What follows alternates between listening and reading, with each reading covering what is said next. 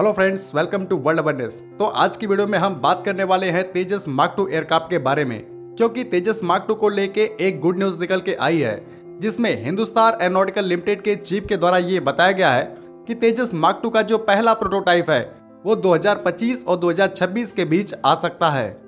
तेजस mark 2 की जो first flight है उसे 2027 में कंडक्ट किया जाएगा और इसके टोटल 4 प्रोटोटाइप बनाए जाएंगे जिसकी टेस्टिंग की जाएगी। हम आपको बता दें कि हिंदुस्तान एरोनॉटिकल लिमिटेड के चीफ ने यह भी बताया है कि अभी तक तेजस मार्क 2 के इनिशियल डिजाइन को कंप्लीट करने में टोटल 2500 करोड़ रुपए खर्च हो गए हैं, जबकि इस प्रोग्राम को पूरे तरीके से डेवलप करने में 6500 करोड़ रुपए से भी ज्यादा खर्च हो सकता है। जैसा कि मैंने आपको बताया कि जो इसकी फर्स्ट फ्लाइट होगी वो 2027 में होगी, तो इस हिसाब से ये एयरक्राफ्ट पूरी तरीके से बन के तैयार होगा 2031 से 32 में, और इंडियन एयरफोर्स में इसे 2033 तक इंडक्ट किया जा सकता है। और अगर इंडियन एयरफोर्स इस एयरक्राफ्ट के 100 से भी ज्यादा यूनिट का ऑर्डर देती है तो उन्हें इंडियन एयरफोर्स में पूरी तरीके से डिलीवर करने में हिंदुस्तान एरोनॉटिकल लिमिटेड को लगभग 7 से 8 सालों का वक्त लगेगा, और ये सारे एयरक्राफ्ट इंडियन एयरफोर्स में लगभग 2040 तक ही इंडक्ट हो पाएंगे। लेकिन जहां तक मुझे पता है कि इंडियन एयरफोर्स के चीफ के द्वारा ये बताया गया था कि इंडियन एयरफोर्स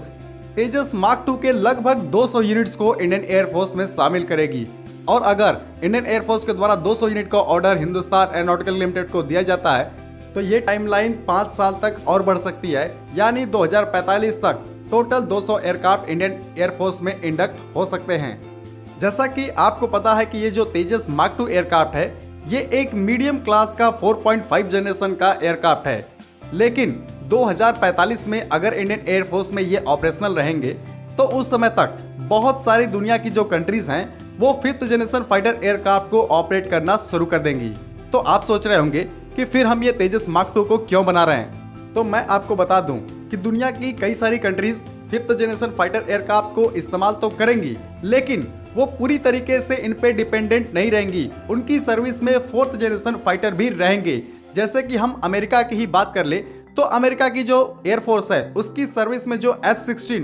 और F-15 फाइटर हैं उन्हें अमेरिका 2050 तक ऑपरेट करने वाला है। जब अमेरिका 2050 तक इन्हें ऑपरेट करेगा तो और सारी कंट्रीज की हम क्या ही बात करें, हो सकता है कि दुनिया में कई सारी ऐसी कंट्रीज हो जो 4th जनरेशन फाइटर एयरक्राफ्ट को 2070 से 75 तक इस्तेमाल करें। अगर हम पाकिस्तान की बात करें तो पाकिस्तान के पास कोई भी 5th जनरेशन फाइटर एयरक्राफ्ट अभी नहीं है, लेकिन वो टर्की के जो 5th जनरेशन फाइटर एयरक्राफ्ट है उस प्रोग्राम में शामिल हो सकता है और उनके फाइटर को ले सकता है, लेकिन उसे भी बनने में अभी लगभग 15-16 सालों का वक्त लगेगा। अगर हम चाइना की बात करें तो चाइना के पास एक J-20 नाम का 5th जनरेशन फाइटर एयरक्राफ्ट है, जिसे उन्होंने अपनी एयरफोर्स में शामिल भी कर लिया है और उसके लार्ज स्केल प्रोडक्शन को भी स्टार्ट कर दिया है। लेकिन मैं आपको बता दूं कि ये J-20 एक truly 5th generation fighter aircraft नहीं है, क्योंकि इसमें कई सारे ऐसे फीचर्स नहीं दिए गए हैं जो एक 5th जनरेशन फाइटर एयरक्राफ्ट में होने चाहिए।